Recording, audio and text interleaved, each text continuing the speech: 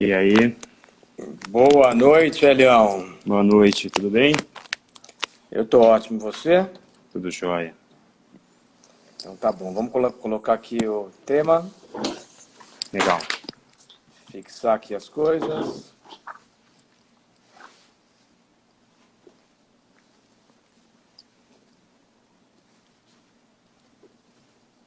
Vamos lá.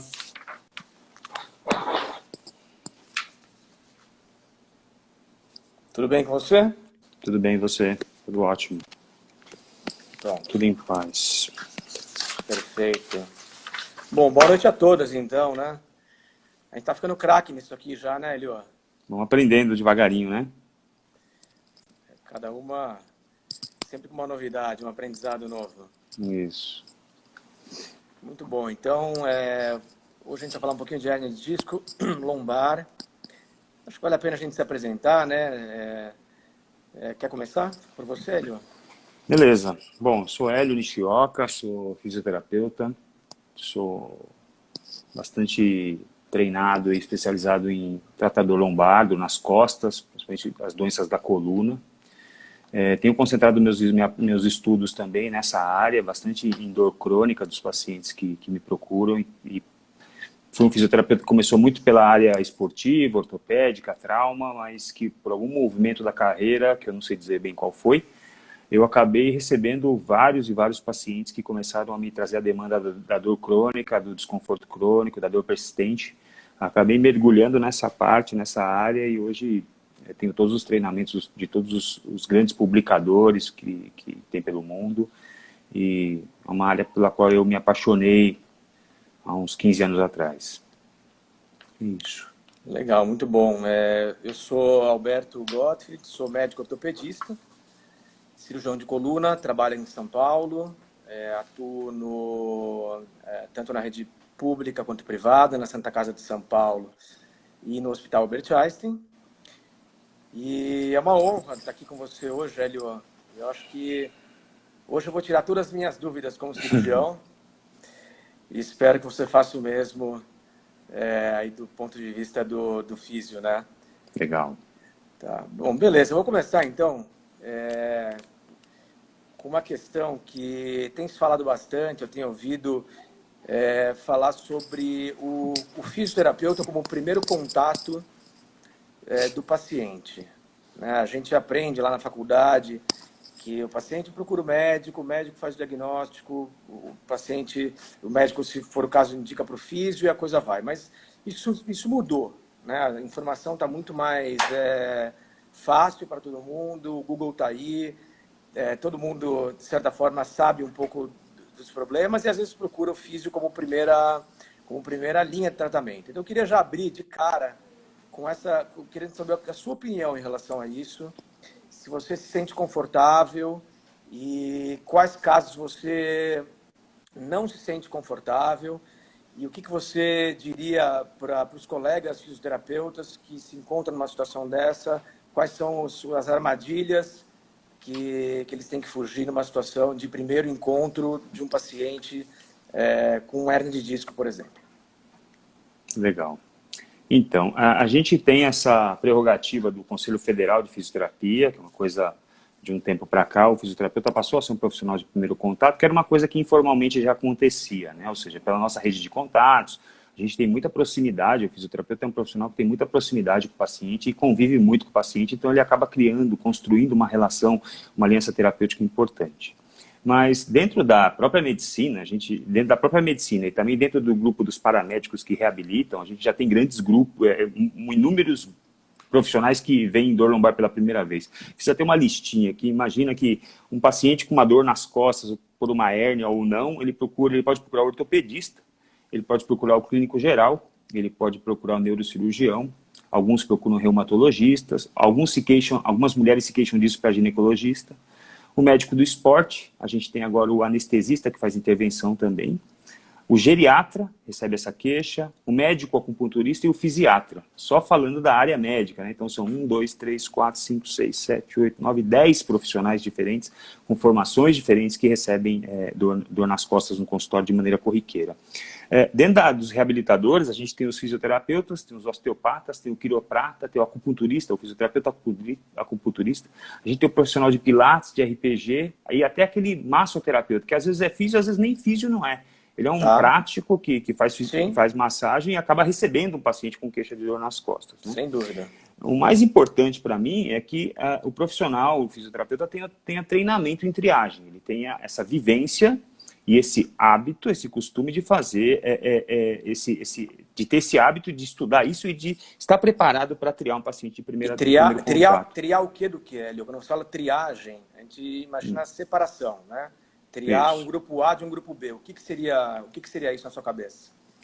Principalmente, de cara, o paciente grave do paciente não grave. O que é o paciente grave? É o paciente que tem bandeira vermelha, ou red flag. É o paciente que vem de trauma, ou seja, o trauma geralmente vem da história, ele não vem nem de nenhum teste especial. Esse paciente muitas vezes não tem uma imagem, mas tem uma história de trauma. Caiu da bicicleta, caiu do cavalo, caiu de moto, tomei um tombo feio no banheiro, isso é um paciente que tem que ser direcionado para o médico imediatamente. O paciente com extremos de idade, paciente criança ou paciente muito idoso, um paciente com sinal ou sintoma de infecção, febre persistente, ou uso prolongado de corticoides, se estiver associado à idade avançada, principalmente. Um paciente com uma dor muito desproporcional, uma dor muito fora do normal, também é um paciente que pode ser encaminhado, deve ser encaminhado para o médico. Um paciente com histórico muito pesado de câncer na família e pessoal também, ou seja, um paciente que chega com essa história, também com uma perda de peso sem motivo, também deve ser referenciado ao médico. E para mim, na dúvida, eu acho que na dúvida, onde você não consegue fechar, não consegue reunir onde você não se sente seguro, eu acho que você tem que encaminhar esse paciente para o médico, porque eu acho que é melhor pecar pelo excesso, deixar isso claro para o paciente, é melhor pecar pelo excesso do que pecar pela falta de atenção ou até de experiência, né? Diga.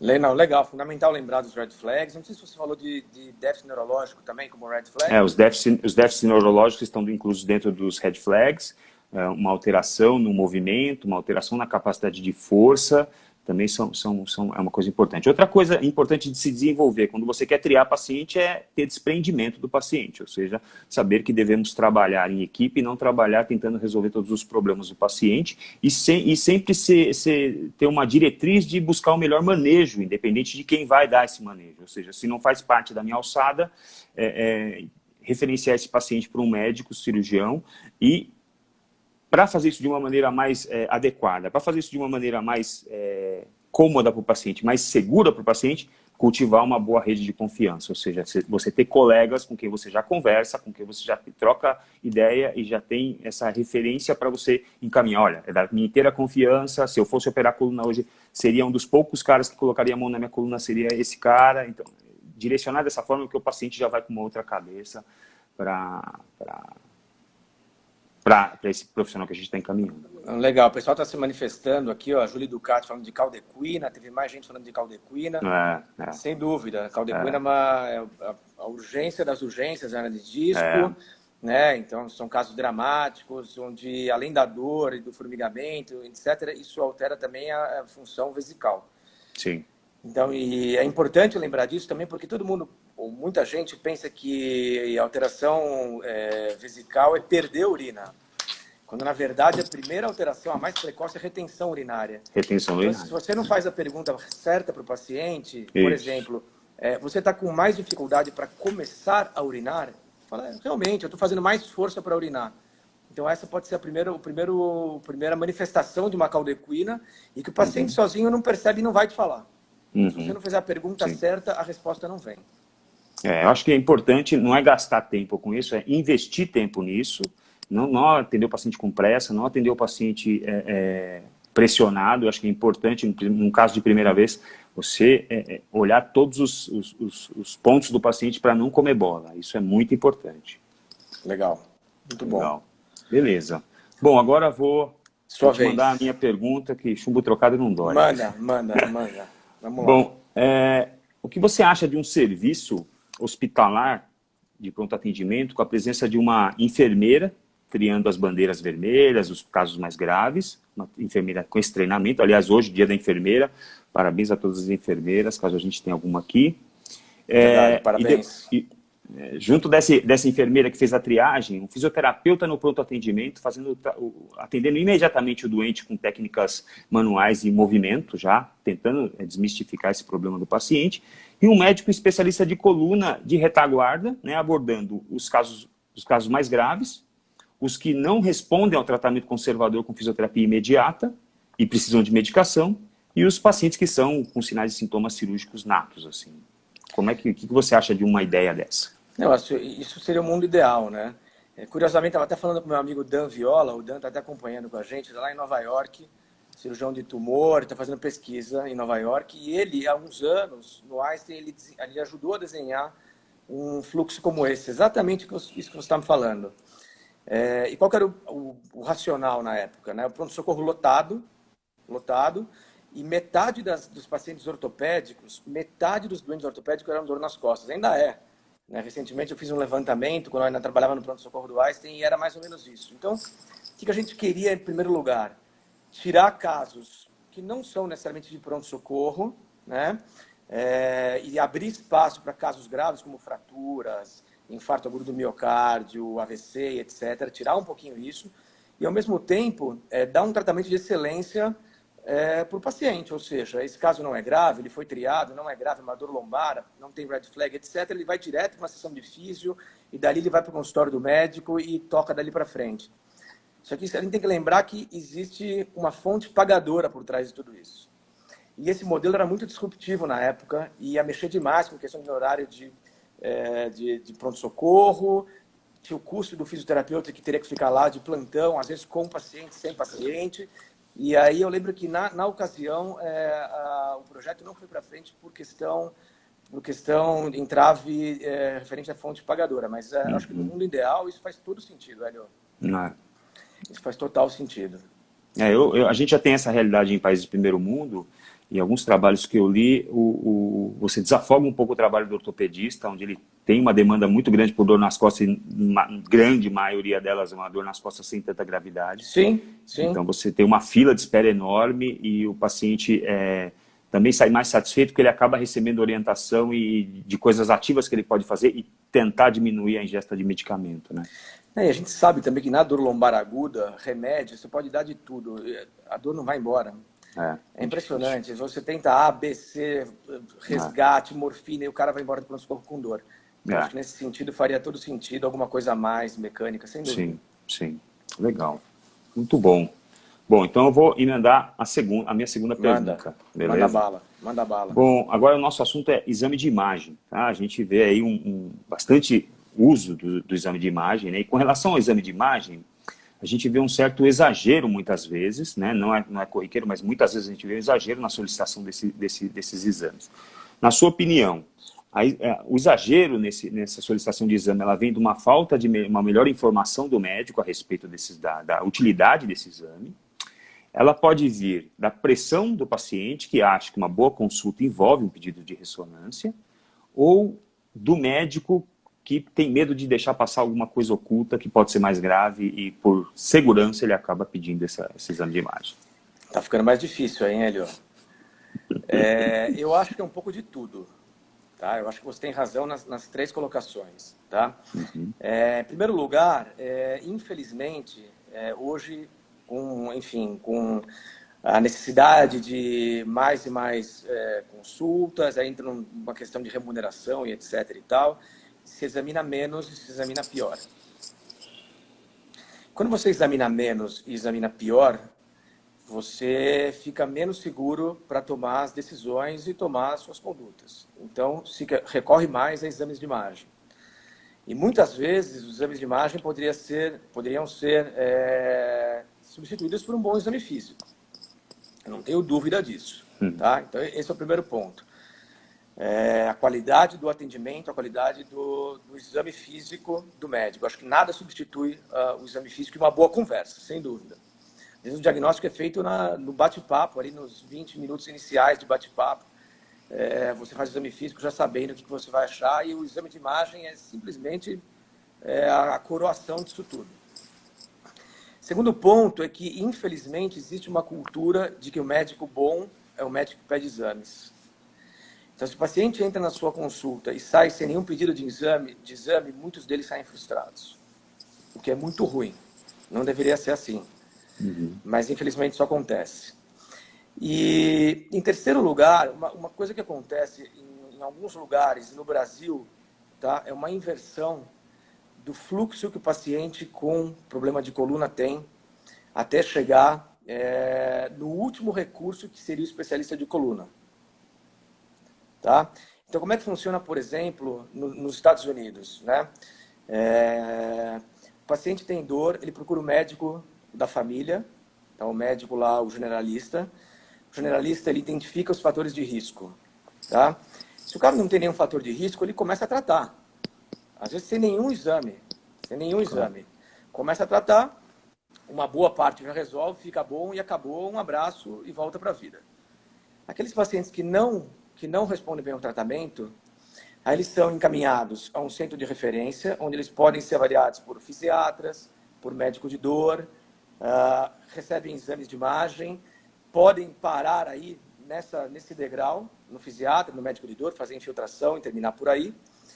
E aqueles que não ficam bons, eles são encaminhados para o cirurgião de coluna para provavelmente operar a coluna. Então, já tive a oportunidade de visitar alguns centros americanos ou até europeus, e de cada 10 consultas, 8 são cirurgias, por exemplo. Mas não é porque eles operam demais, é porque o paciente já passou por todos os estágios e chegou lá prontinho para o cirurgião para ser operado. Como é que funciona aqui no Brasil? A primeira dor lombar, o paciente quer e tem acesso ao cirurgião de coluna. Então, a hora que ele chega no consultório do cirurgião de coluna, veja, o cirurgião de coluna não pode deixar passar alguma coisa grave. O médico primário pode deixar, eventualmente, mas o médico cirurgião de coluna não pode deixar. E aí se pedem os exames. Então, todo esse fluxo, né, ele está invertido.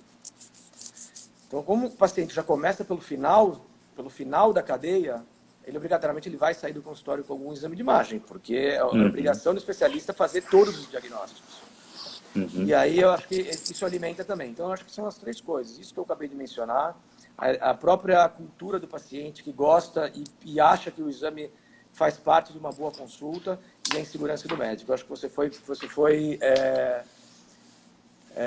foi preciso nessa colocação. Agora, voltando a uma pergunta também, falando sobre exageros, né? Já que você fez uma pergunta sobre exageros, eu repito uma pergunta também sobre exageros. Né?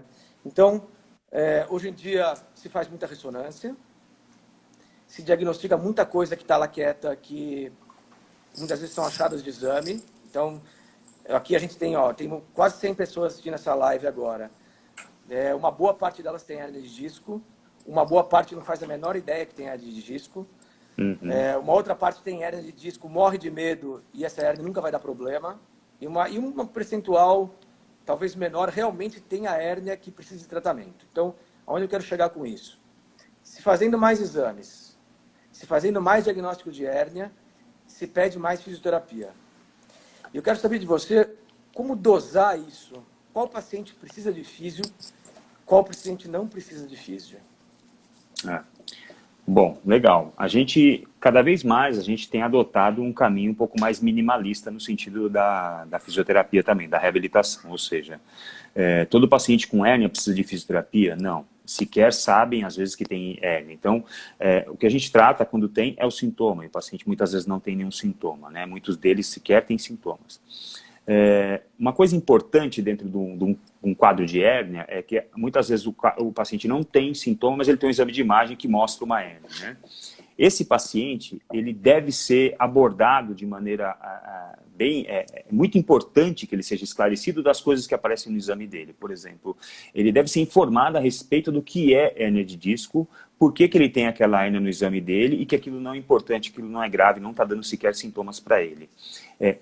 Construir uma visão positiva daquela imagem, ou seja, mostrando que aquilo é uma adaptação da coluna dele, não é uma tragédia, a coluna dele não vai desmontar, as coisas não vão sair do lugar, as coisas não vão sair desmontando, que a coluna dele é robusta, que ele pode fazer exercício, que ele pode se mexer.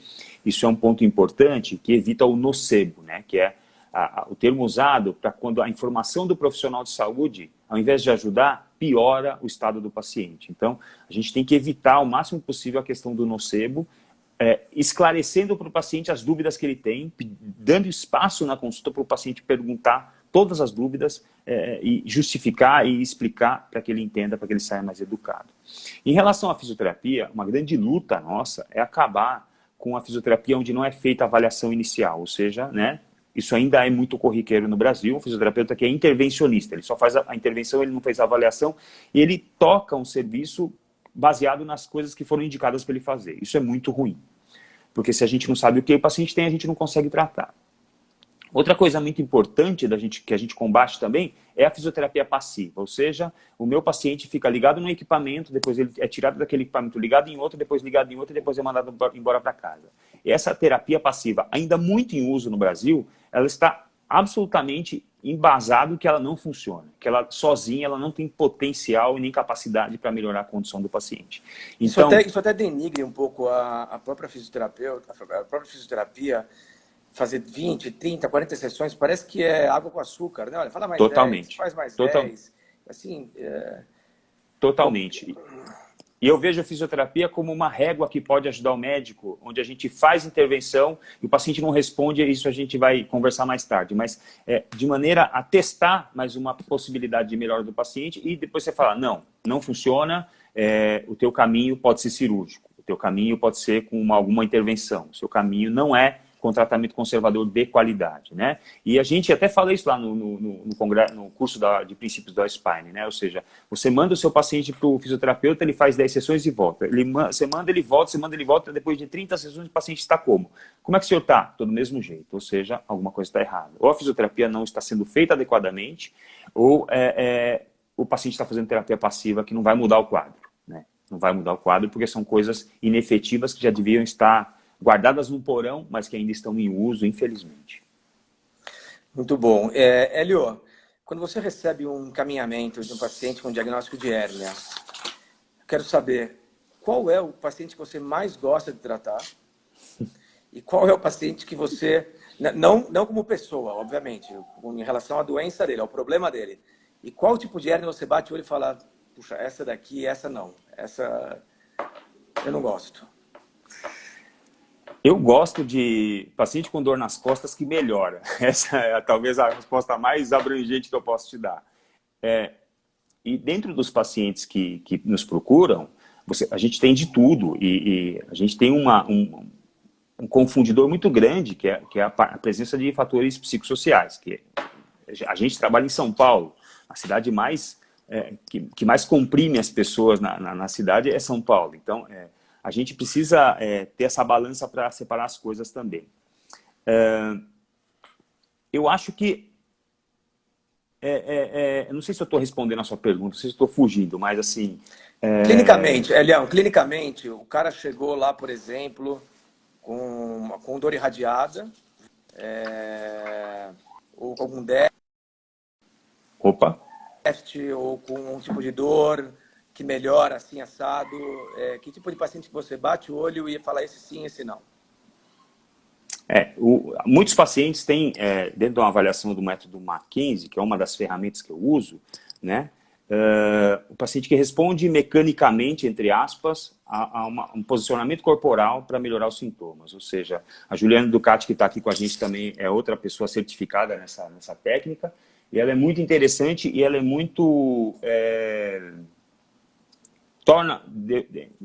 emprega no paciente uma autonomia onde ele tem que realizar o exercício que a gente orienta e nos dá uma dinâmica interessante no tratamento, ou seja, a gente consegue diminuir uma irradiação pela perna, diminuir a intensidade de uma dor com um movimento simples de dobrar o corpo ou de esticar o corpo. De maneira simplista seria isso. Mas a coisa que a gente mais gosta é quando a gente aborda um paciente, começa a aplicar essas técnicas e você percebe a centralização do sintoma. Ou seja, uma irradiação pela perna, ela fica mais curta, ela fica com uma dor que era na panturrilha, ela fica no glúteo, entendeu? Foi essa a pergunta. Muito bom. Bom, agora sou eu. Vai lá. Devolve. Roberto, você acha que um fisioterapeuta de qualidade, uma fisioterapia de qualidade, um tratamento bem feito, ele pode te ajudar a selecionar melhor os candidatos à cirurgia da coluna? E por quê? Tá. Não tenho dúvida. Cada vez mais a gente tem que trabalhar em equipe. Eu acho que acabou um pouco aquela situação onde as decisões eram verticais, de cima para baixo. Eu acho que, fazendo um paralelo com a aviação, a gente aprendeu muito com a aviação. Eu tenho um amigo, um vizinho aqui, que é piloto, e a gente bate muito papo sobre medicina e aviação. É impressionante como a medicina copia a aviação no sentido de distribuir tarefas, distribuir responsabilidades e diminuir a chance de erro. Então, mais uma vez no Einstein, eu cito o exemplo porque é onde realmente eu passo a maior parte do meu tempo. A gente tem um grupo multidisciplinar lá, com fisiatras, médicos de dor, radiologistas, etc. As decisões são muito compartilhadas. E eu acho que tem que ter essa confiança mútua do médico no físio e vice-versa. Para o médico ter tranquilidade de que o físio está fazendo o melhor papel dele e que o físio vai poder... O físio está todos os dias ali com o paciente. A gente avalia hoje, vai avaliar daqui a 15 dias, 3 semanas. Então, vocês estão ali no dia a dia e você tem uma sintonia muito mais fina de como a coisa está evoluindo para cima e para baixo. Vocês podem captar isso muito antes e falar, olha, esse caso não está indo bem. Volta lá porque talvez precise de alguma coisa a mais. E o paciente percebe isso. Fala, olha, eles estão falando a mesma língua, os dois estão tentando fazer o melhor por mim e caso caso exista a necessidade de operar, ninguém gosta de operar, ninguém quer operar, todo mundo quer fugir da cirurgia, essa que é a verdade. Mas na hora que você tem pessoas olhando no mesmo horizonte, falando a mesma língua e com a mesma opinião que isso pode ser a melhor saída, eu acho que é muito mais confortante para o paciente, ele vai muito mais confiante para a cirurgia. Então, eu não tenho a menor dúvida do que você está falando. Uhum, legal. Não tenho a menor dúvida. E, Elião, você está lá no consultório, tá? Acho que agora é uma pergunta até mais direcionada para os seus colegas fisioterapeutas, e o paciente com ciática, tá? Estamos falando de compressão de nervo, ciática. Eu quero saber o que você gosta, na sua prática, o que você gosta de manobra para descomprimir nervo, e se existe diferença numa compressão lombar alta, por exemplo, tá? Uma cruralgia, versus uma compressão lombar baixa, uma ciatalgia, na sua abordagem.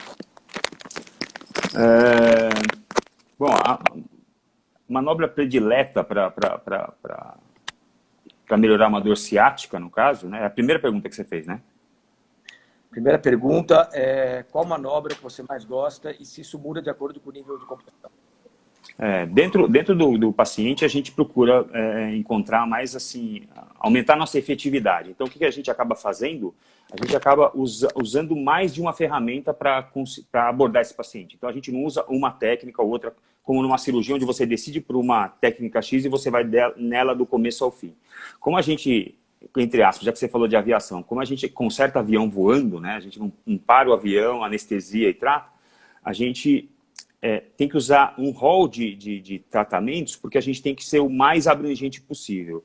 E isso em busca de uma coisa de custo-efetividade também. Já que a gente está com o paciente lá, tentar ser mais efetivo, tentar ser mais holístico, tentar ser mais próximo e trabalhar na educação do paciente para tentar mudar os hábitos dele.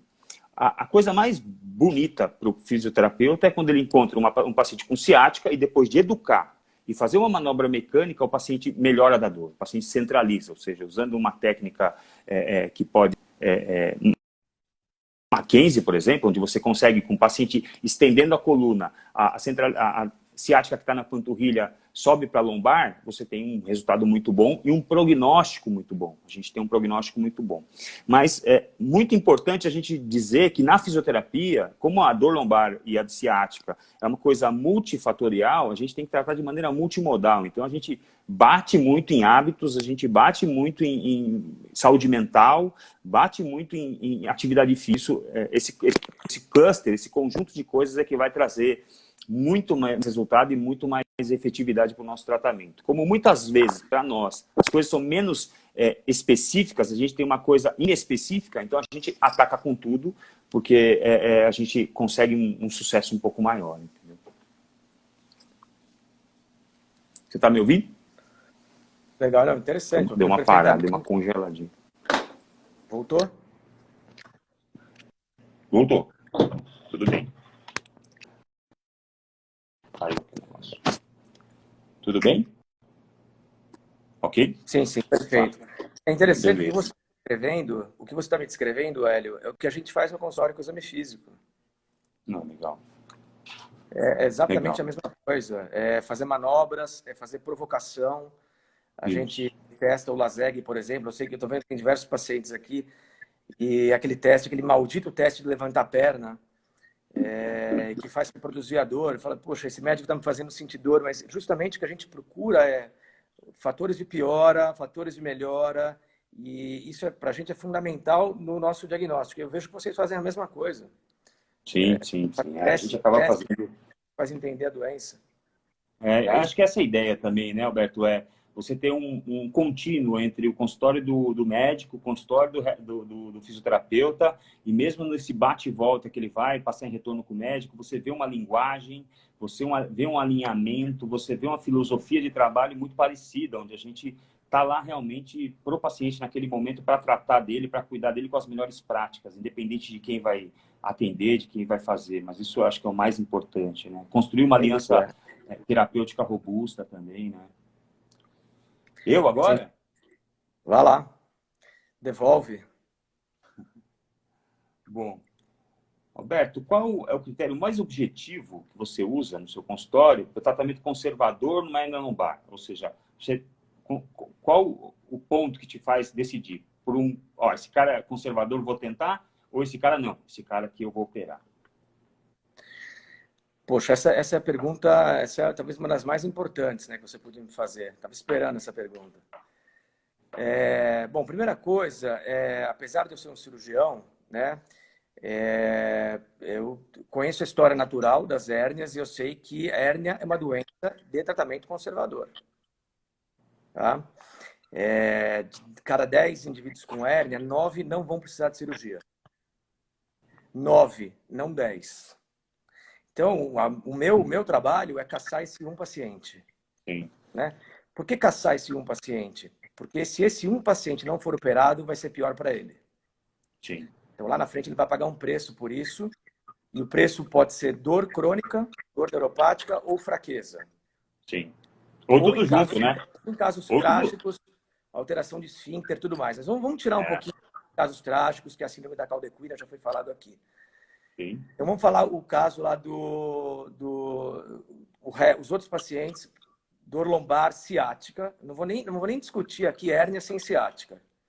Eu acho que isso realmente são casos conservadores, ponto final, e não se discute. Agora, vamos discutir o paciente com ciática. Então, só invertendo a sua pergunta, eu vou falar que tipo de paciente que eu procuro e que eu indico cirurgia sem pensar demais. Então, aquele que tem perda de força motora. É claro que não é toda a perda de força motora. Então, a gente gradua a perda de força e a gente gradua e a gente examina músculo-chave por músculo-chave. Tem músculos que são mais graves, tem músculos que são menos graves. Ou seja, se eu tiver uma fraqueza da extensão do hálux leve, eu não vou ter muito pudor em tratar conservadoramente, mesmo na vigência de uma perda motora. Agora, se você me vem com o pé caído, eu não vou te dar opção a não ser cirurgia. Por quê? Porque cirurgia é melhor do que fisioterapia para pacientes com pé caído. Ponto. Ponto. Então, em primeiro lugar, perda motora. Tá? Perda motora importante. Perda motora leve, a gente releva um pouco, porque às vezes a perda motora não é bem uma perda motora, é dor. Então, você tem que ter esse feeling, esse tato na hora de examinar e tem várias manobras que a gente pode fazer para isso. Então, esse é o primeiro ponto. Perda motora inequívoca é igual à cirurgia. Dali para frente, acho que todos os critérios são mais ou menos subjetivos e secundários. Ou seja, hérnias hiperálgicas. Tá? O paciente que tem muita dor na perna, toma de tudo em casa e precisa de internação hospitalar. Então, esse paciente pede para operar, né, Alberto? Esse paciente pede para operar, né? Quem já teve aqui dor ciática sabe do que eu estou falando. Né? É uma coisa descomunal. Então, esse paciente internado, se não tiver perda motora, talvez eu indique uma infiltração para ele. Talvez esse paciente, da infiltração, ele consiga ir para casa. A infiltração tem esse poder. Muitas vezes ela consegue evitar a cirurgia. Agora, o paciente internado, tomando remédios fortíssimos na veia, fez infiltração, não melhorou, não posso mandar esse paciente para casa. Então, esse paciente ele vai acabar indo para a cirurgia. Uma outra situação, crises repetitivas. Então, se tem uma crise de ciática, trata, faz lá uma excelente físio, reabilita. Quando você está voltando, outra crise igual e outra crise igual. Então, crises de repetição são indicação de tratamento cirúrgico. E, por fim, tem uma questão do próprio paciente. Ou seja, tem pacientes que toleram mais a dor, tem pacientes que toleram menos a dor, tem pacientes que são mais imediatistas, pacientes que são menos imediatistas, tem pacientes que, para eles, tempo é dinheiro, eles não têm condição e nem querem ficar 6 semanas fazendo um tratamento conservador, eles pedem para ser operados. Então, eu acho que são condições, é muito caso a caso. O que não é caso a caso é a perda de força motora. Eu acho que, nesse caso, o tratamento ele depende do tempo. A gente chama de tempo dependente. Então, se eu ficar enrolando esse paciente, mandar para físio, eu não perceber o déficit, meu físio não percebeu o déficit e insistir no tratamento clínico, ou o que é pior, profissionais que percebem o déficit e mantêm o tratamento clínico, o que é um grande problema, gente que fala, eu trato hérnia 100% sem cirurgia. Então, você assumidamente está errando em 10% dos casos, ponto.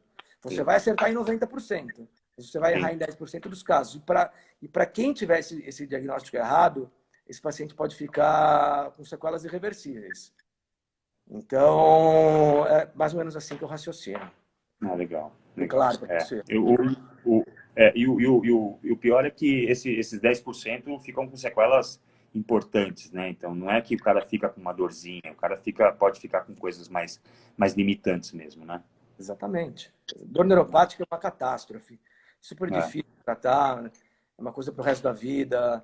Exato. Dói o tempo inteiro, dói dormindo, dói, enfim. O paciente fica dependente de remédios fortíssimos. Então, é ruim. Acho que é um péssimo negócio. Sim. Legal. Agora sou eu que pergunto a você. Não sei. Você que manda. Quer falar um pouco de técnica?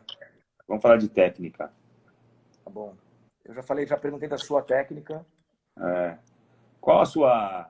Dentro das hérnias, dentro das abordagens de hérnia lombar, qual que é a técnica cirúrgica que você prefere? Se você pudesse usar em todas, você usaria? Não, acho que eu não tenho nenhuma técnica para todas. Eu acho que o cirurgião completo ele tem várias ferramentas na caixinha, né? Legal. E as ferramentas não param de aparecer. E o problema é que quando o cirurgião demora anos para aprender uma ferramenta, vem outra. E ele tem que aprender. Várias curvas de aprendizado, né? Senão ele perde o bonde, né? Sim. Então, assim, de uma maneira bem simplista, tudo que um paciente com hérnia e ciática precisa, falando daqueles 10% agora que são cirúrgicos, via de regra, é a retirada do fragmento herniado, ponto. Tá? Tem várias maneiras de fazer isso. A minha predileta, a minha mais usual é a microtubular. Ou seja, é uma técnica microcirúrgica por dentro de um retrator tubular bem fininho, de 18 milímetros, onde você não corta músculo, você dilata o músculo. Então, essa técnica, para mim, é a mais versátil. Eu consigo resolver grande parte dos problemas com ela. Não apenas de hérnia, mas estenose de canal, por exemplo. Eu uso essa mesma técnica. E, para alguns casos, eu uso o vídeo. Eu acho o vídeo uma excelente técnica para casos, na minha mão, pelo menos, casos mais simples, sem muita migração, e acho que vai super bem. E aí vem a pergunta que todo mundo faz, né? Porque o vídeo tá na moda, né? E tenta se vender, de uma certa forma, o vídeo como sendo muito superior à microcirúrgica. Na verdade, a microtubular, e não é. Não é porque os trabalhos mostram que não é, elas são muito comparáveis, ambas são técnicas mini-invasivas, você opera de manhã, anda à tarde, você opera à tarde, anda de manhã e vai para casa, ponto. Não tem repouso, cuidados com feridas são simples, taxa de complicações muito, muito baixas, né? E os trabalhos, a minha impressão também, como eu faço as duas, eu consigo comparar. Eu tenho pacientes que são operadas pelas duas técnicas, elas são muito parecidas. Honestamente, eu acho que elas são bem equivalentes. Tem uma pergunta aqui do Batalha. O Batalha... Essa pergunta... É uma pergunta que viria lá para frente, mas ele já se... Eu vou te emendar minha pergunta, então, que tem a ver com a pergunta do Rafael Batalha, ele perguntou para o doutor Alberto quando artrodesar. Então, eu vou falar, já que a minha pergunta tem a ver com artrodese, na sua opinião, Alberto, qual que é o futuro da artrodese de coluna? Porque dentro da visão do fisioterapeuta existe um lado ruim da artrodese. A gente não gosta de artrodese, porque a gente entende que ela altera a natureza da coluna. Você faz uma microdissectomia, ou seja, você tira aquele pedacinho da hérnia que está para fora, para aliviar a compressão, o paciente continua com uma coluna fisiológica, o paciente continua com uma coluna normal. Quando você passa a artrodese, que passa o parafuso, você perde a fisiologia natural da coluna, né? Você acha que ela devia ser usada somente em fraturas e escoliose, ou ainda há espaço para o uso terapêutico da artrodese quando ela é bem indicada? Bom, sem dúvida alguma, eu não sou contra a artrodese de coluna, ponto. Acho que a artrodese tem o seu papel. O que acontece é que existe um negócio chamado pêndulo da medicina, né? Então, quando se começa a fazer uma técnica, se faz muito uma técnica, e aí se extrapola um pouco as indicações. E quando se extrapola as indicações, vêm os resultados ruins. Então, com um paciente mal indicado, não existe técnica boa, ponto. Eu acho que isso que aconteceu com a artrodese, se artrodesou muito com indicações duvidosas. E quando se faz isso, sem dúvida alguma, não tem como ficar bom. Não tem como ficar bom. Então, isso ao longo dos anos, a gente falando de 10, 20, 30 anos, empurrando, enchendo o mercado de resultados ruins, e aí vocês pegavam essa rebarba toda, porque eles iam reabilitar com vocês. Sim. Eu acho que se criou um conceito de que a artrodese é uma coisa ruim. Sim. Quando na verdade não é. Tá?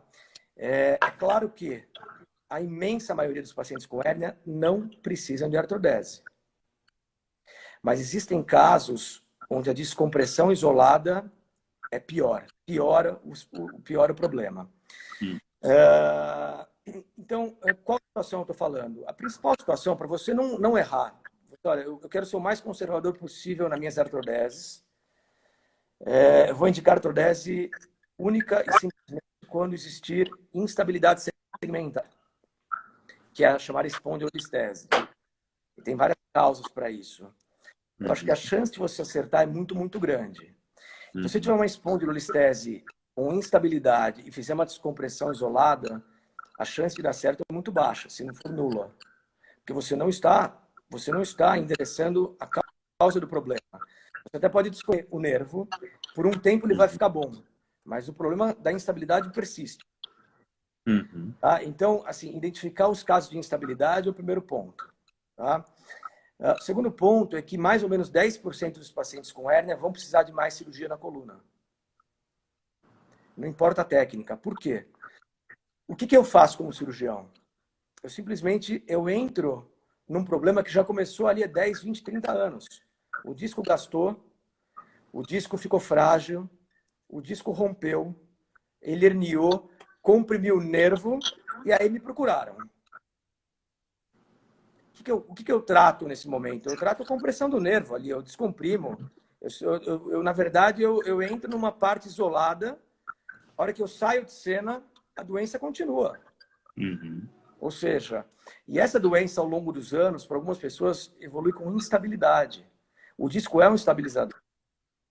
Então isso, com o passar do tempo, pode ter um afrouxamento da coluna e evoluir para espondilolistese. As facetas articulares podem migrar, elas podem começar a juntar líquido e gerar uma situação instável que esse doente vai precisar de artrodese. Isso não aconteceu uma anquilose sozinha, como o Thiago Coutinho falou aqui. Thiago Coutinho, cirurgião de coluna. O Thiago é nosso companheiro de cirurgia invasiva. Então, assim, veja, eu acho que houve, com o passar do tempo, uma demonização da artrodese, o que eu acho equivocado. Tá? Eu acho que quem já precisou de uma artrodese e teve a coluna estabilizada sabe o benefício que ela traz.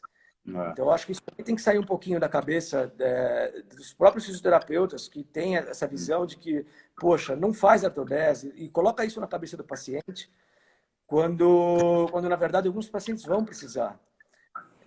Repito, Em hérnia de disco, isso é exceção. Mas às vezes o Uhum. camarada tem uma listese mais uma hérnia. Ou ele tem uma Uhum. hérnia que evoluiu ao longo do tempo com instabilidade. Então, eu acho que esse é o ponto. Esse é o ponto. Legal. O Thiago perguntando aqui, um abraço, Thiago, sensacional. A anquilose da coluna é fisiológica? Bom, toda degeneração é fisiológica, né? Muitas vezes o que a gente vê é que o paciente não fez artrodese, mas o corpo dele deu um jeito de artrodesar aquilo, que é formar osso, e trava tudo e beleza, né? O corpo se dá o seu... A natureza segue o seu rumo pragmática, né? Então, mas o problema, Hélio, é que às vezes isso demora 20 anos para acontecer. Ah, sim, sim, exatamente, E como é que exatamente. fica o paciente nesses 20 Ah, anos, entendeu? sim. Esse é o ponto. Exatamente. É uma corrida. Sim, É uma corrida. claro, claro. É o que o organismo sozinho vai chegar e o que a cirurgia pode trazer de atalho e benefício. Sim. Né? E os artrodeses estão muito evoluídos. O Thiago é um entusiasta do acesso lateral, que é um tipo de artrodese É, também. Funciona super sim, bem. sim. E, Elião, vamos lá. A gente tem aqui Um ainda um tempinho aqui. A gente tem 13 pouco mais de 10 minutos minutos. para bater um papo. Eu acho que a gente pode falar Uhum. e depois responder um pouco de perguntas interessantes aqui. Uhum. Mas vamos falar então, o cara teve lá a compressão, Uhum. ele foi operado e aí você recebe o paciente no pós. Então eu queria saber Uhum. quando que você se sente confortável para receber o paciente no pós. Então, que momento que o cirurgião pode mandar o físio com tranquilidade, que você vai receber o paciente tranquilo de fazer o seu trabalho. Uhum. E o que muda em pacientes que tinham déficit motor pré-operatório, porque a gente sabe que operando a hérnia, o déficit motor ele não volta como uma mágica no Sim, dia seguinte. É uma coisa que é um processo que envolve aí a reabilitação. sim. Então, nesse paciente com déficit, quando você acha o momento ideal de começar e como é que é o seu protocolo? E no paciente que não tem déficit, se isso muda, se você retarda um pouco mais, explica pra gente Tá. como é que você enxerga. Bom, o paciente que faz a descompressão e não tem o déficit, eu acho que o quanto antes ele for para a fisioterapia, melhor. E existe esse receio, né, da gente fazer exercício, movimentar. A gente vai avaliar o paciente e encaixar no paciente a melhor terapêutica, ou seja, a gente não vai sair fazendo, a gente não vai sair sobrecarregando, a gente não vai sair movimentando. A gente pode ter um papel legal, importante no começo, para diminuir a ingesta ou a demanda de medicações pelo paciente, controlando essa dor com um pouco de terapia e com um pouco de educação também. Muitas vezes o paciente faz coisas que deixam ele num estado pior. Então, trabalhando essa orientação, a gente consegue melhorar isso também. Já num paciente com déficit, também se faz necessário quanto antes começar a estimular essa região, que era esse miótomo que era inervado de maneira inadequada e tendo uma compressão, perdendo força, a gente entrar o quanto antes para estimular isso. A gente pode fazer um trabalho... O mais importante é ter ideia da dimensão dessa compressão ou dessa lesão, né? Então, um diagnóstico feito isso junto com o médico nos ajuda a escolher a melhor terapêutica. E a gente tem algumas correntes polarizadas, algumas correntes que a gente usa pouco na fisioterapia, mas são correntes polarizadas. No dia a dia a gente usa correntes despolarizadas, algumas correntes polarizadas que podem ajudar na recuperação desse tecido que tem um nervo alterado, que tem um nervo doente, né? Então a gente pode colaborar com isso. Explica isso para o cirurgião. O estímulo elétrico, o que seria isso, Helio?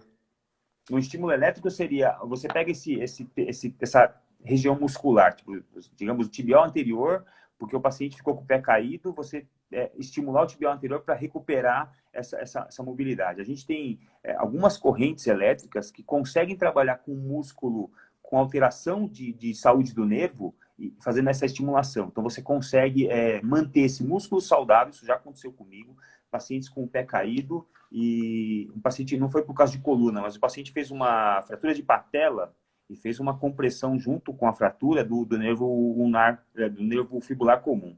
E ele Caramba. ficou com a fratura de patela, a cirurgia da patela, que não é uma cirurgia fácil, e ele fez o pé caído. E nós começamos a tratar, e não existia muita luz no fim do túnel, porque a eletroneuromiografia era ruim desse cara, o prognóstico era ruim. Tem até uma história engraçada para contar. Uma história engraçada, uma história feliz, né? Porque esse paciente, do nada, a gente mantendo o músculo tibial anterior dele saudável, firme, porque você, senão você tem... O que acontece se você abandona o músculo com essa alteração neurológica? Ele vai tendo uma substituição do músculo, tecido muscular que contrai, por gordura que não contrai. Ou seja, se esse nervo voltar, e ele demora para voltar, esse músculo fez substituição gordurosa, você perdeu a oportunidade de dar a chance desse paciente melhorar. Até quando, na sua experiência, vale a pena insistir? Qual que é o É, critério da toalha? eu acho que a gente tem que tentar pelo menos um semestre isso, porque é uma coisa lenta mesmo. Graças a Deus a gente não tem muita experiência com isso, porque a gente não pega muito isso. A gente geralmente trata os pacientes em uma condição muito melhor, né? Isso, então, é uma sorte nossa e também dessa relação que a gente tem com o cirurgião que facilita bem as coisas, né? Mas esse paciente foi tendo o seu músculo mantido vivo de maneira elétrica externa, artificial, e um dia do nada, tendo um laudo de eletroneuromiografia no laboratório com baixa perspectiva de retorno, num dia esse pé desse cara levantou, parecia mágica, assim. Mas a sorte foi que nós mantivemos aquele músculo saudável. E hoje esse cara, ele era paraquedista e skatista. Eu tenho um quadro na minha clínica onde tem a foto dele saltando de paraquedas, o primeiro salto pós-lesão, e tem o laudo da eletroneuromiografia do lado, assim, com péssimo prognóstico na conclusão do laudo de eletroneuromiografia. Então tá lá, o dia que você for lá, eu vou te mostrar esse quadro do cara saltando de paraquedas. Hã? Aqui é soberana. A clínica é soberana. Exatamente. A gente não pode perder a esperança nunca, né? Eliel, e em relação ao fortalecimento do core e pegar um pouco mais pesado, os pacientes eles têm muitas dúvidas de o que eles vão poder fazer, o que eles não vão poder fazer. Como é que você maneja isso? Quando você começa a dar mais carga? O Hélio, para quem não sabe, é maratonista, né, Hélio? E é maratonista com hérnia, né? Então, conta um pouquinho da sua visão como físio e como atleta. O que pode e o que não pode ter hérnia? Sim. É muito importante falar para o paciente comum que a cirurgia de descompressão por uma hérnia lombar é uma das cirurgias mais feitas em atletas de alto rendimento. Então, assim, quem está pensando em operar, ou quem está com a proposta de operar na mesa, fala assim, putz, eu gosto de correr, eu gosto de nadar, eu gosto de fazer qualquer esporte, e estou com medo de operar, de perder essa capacidade de fazer, ou seja, não se preocupe. Essa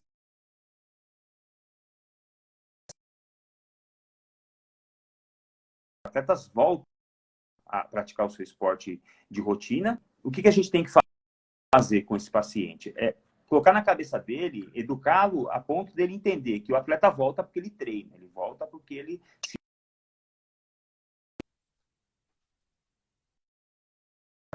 pós-microdissectomia para o cara fazer esporte, desde que você se prepare para fazer essa transição da reabilitação para a atividade esportiva, para a transição para o esporte e depois se expor.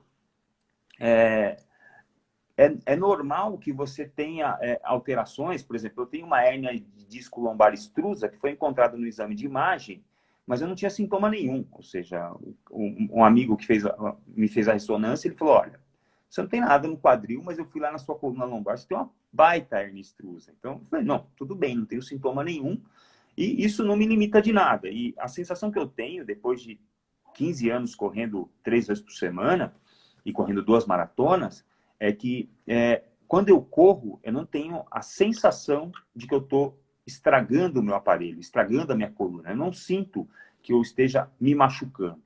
Pelo contrário, eu sinto que eu estou ficando cada vez mais forte. E já estão começando a aparecer os primeiros trabalhos que corroboram com isso, que mostram que o tecido ele não é inerte, né? Tipo o disco, a cartilagem, o menisco, eles não são estruturas que só recebem pancada. Eles recebem pancada, mas eles respondem a esse estímulo. Respondem esse estímulo se tornando mais robustos, provavelmente, se tornando muito mais fortes e preparados para aquele cara que tem essa rotina. Tem até um estudo na Nature, se eu não me engano, fator de impacto 40, comparou em 10 anos coluna de sedentário, de corredor, de final de semana e de maratona. E aí lá na frente fez exame de imagem e tudo mais e viu que a melhor coluna de todas era do maratonista. E a pior era do... É um paradigma que caiu, né? Mesmo falando só de imagem, né? A imagem, provavelmente, ela mostra os sinais do envelhecimento. E ela não mostra tanto os sinais de quem treinou, de quem não treinou. Mas os sinais de envelhecimento envelhece sem treinar, sem fazer atividade física, envelhece pior. Né? Dê os estímulos bons que você pode dar para uma estrutura para ela melhorar e para ela se tornar mais robusta. Né? Muito bem, Elião, a gente está se aproximando. Opa, cortou um pouquinho aqui, Alberto. A gente Agora está chegando para uns 3 minutos finais. E eu queria que você... Acho que foi super interessante. Eu adoro fazer esse bate-bola com super legal. físicos, pessoas de outras especialidades, porque a gente aprende demais e a gente acaba se complementando. E eu queria que você deixasse dar uma mensagem final sobre o assunto, tanto para colegas, para pacientes. Eu vi que tem diversas perguntas aqui, a gente vai tentar responder, não sei se é possível responder depois um a um, talvez seja. Tá? Eu vou me esforçar para que a gente não deixe nenhuma pergunta sem resposta. Então, eu queria de você, Elião, a sua mensagem final. Legal. Eu acho que a gente tem que buscar a excelência nas coisas que a gente é apaixonado por fazer, né? E uma das boas coisas que a gente pode fazer na carreira é se cercar de gente boa ao nosso redor. Dizem que a gente é a média das pessoas que a gente convive, né? Você é a média das 3 ou 4 pessoas com as quais você mais convive, ou seja, teu parceiro, teu filho e os 3 ou 4 caras que trabalham com você ou com quem você mais convive. Eu acho que se tem uma sugestão, é a gente se cercar de gente que a gente gosta, de gente que a gente respeita e de gente que a gente admira. Então, isso é um sentimento que eu tenho por você, Alberto. Esse papo reto não é um papo corriqueiro. A gente tem dificuldade de falar com o cirurgião. A gente tem muitas portas fechadas. Mas é lógico que as profissões estão evoluindo e as pessoas estão melhorando. Então, a gente tem cada vez mais acesso a isso. Eu acho que a gente deixa esse legado aí. Quando a gente estiver velhinho, eu acho que os caras que vierem depois de nós vão ter mais facilidade, vão ter mais essas portas abertas, porque não é uma porta que permite ao fisioterapeuta chegar perto do médico, né? É uma porta que deixa a via aberta para os dois lados, ou seja, você se aproxima de mim, eu me aproximo de você, e a gente cresce junto e o trabalho fica mais bonito, a interação fica mais legal e o paciente percebe isso, é muito interessante. O paciente percebe isso de uma maneira muito especial. Sem dúvida. Eu acho que no final das contas, o foco é o paciente. Exatamente. O foco é o paciente. E Exatamente. 2 cabeças, ou 3 ou 4, pensam muito melhor do que uma, né? Exato. Ter vários pontos de vista, né? Eu desmistificar minhas ideias sobre artrodese, por exemplo, para mim é importante isso, porque eu acho que isso vai melhorar a minha terapêutica com fisioterapia num paciente com dor ou com artrodese ou sem. E acho que isso desmistificar, tirar as coisas do escondido, colocar à mostra e enfrentá-las, encará-las de uma maneira mais clara. Né? Legal, muito bom. Então, eu queria agradecer, Hélio, mais uma vez. Muito obrigado. Pelo papo super agradável. Eu que agradeço. Eu aprendi bastante, eu acho que foi proveitoso para todo mundo. Legal. Pensar na próxima. Acho Pensar na próxima. Temas aí não faltam. Obrigado a todo mundo que esteve até agora. A gente teve uma audiência bem robusta aí o tempo inteiro. E fiquem bem, né? Fiquem em paz, se cuidem aí. Eu acho que você consegue salvar essa live e depois você consegue publicar ela no IGTV. Ela fica lá publicada para quem quiser ver mais tarde e a gente pode ter até acesso às perguntas para responder depois com calma. Tá bom. Eu vou procurar não fazer o que eu fiz da outra vez, que vai apagar. Não apaga, tá? Então tá bom, pessoal. Valeu, Boa Alberto. noite a todos. Obrigado. Prazer, valeu. Até a próxima. Obrigado. Tchau. Até mais. Tchau. Tchau, valeu. Até.